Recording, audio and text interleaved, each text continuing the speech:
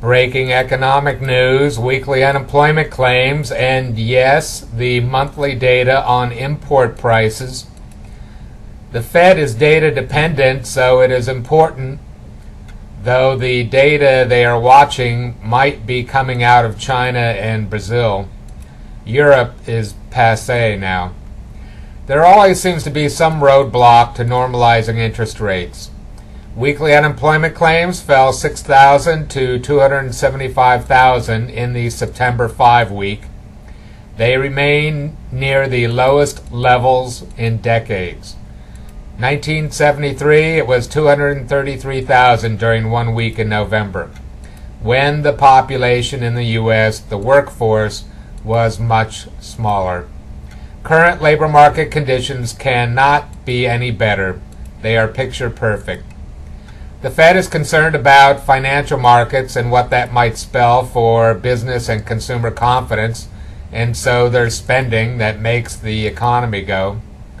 At this point, unemployment claims cannot be any better and might actually be a better indicator of whether the economy is slowing in response to the 1,000-point drop in the Dow the other Monday morning. Jobless claims started rising after the global funding crisis in the summer of 2007, ahead of the Great Recession. They aren't today, though. Our guess is weekly claims will not rise based on what is going on in world stock markets, the turbulence. Most people don't even know the S&P 500 fell 12.5% from all-time record highs during the August turmoil. There will be no negative wealth effect that slows consumer expenditures.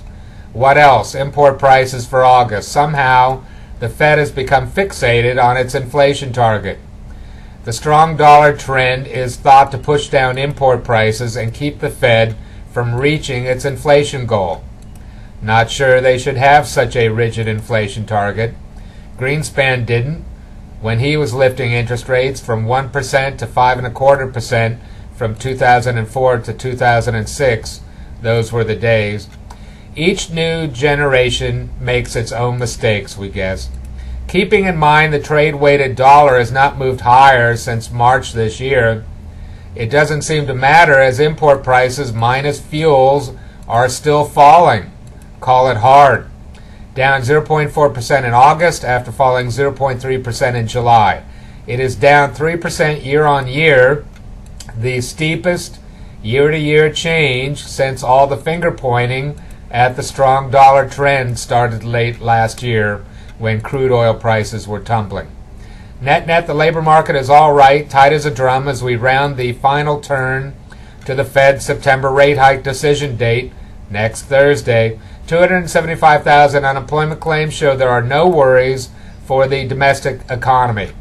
Heck, drive down any highway or street in America and there are 4 higher signs up everywhere. World demand is not quite in the same good shape as the U.S. Fed liftoff has really become a 3-ring circus act with opinions coming in from everywhere. People who watch the world like the IMF and World Bank are telling the Fed not to do it, not to hike rates. Well, import prices are still falling if you are looking for an excuse. Import prices ex-fuel down 3% year on year in August, which makes it harder for the Fed to be confident that inflation will return to target in the medium term, as they say. We vote yes for a Fed rate hike. Policy does not start to tighten until short-term rates get much, much higher. Cheer up. For now, things are better out there than you think.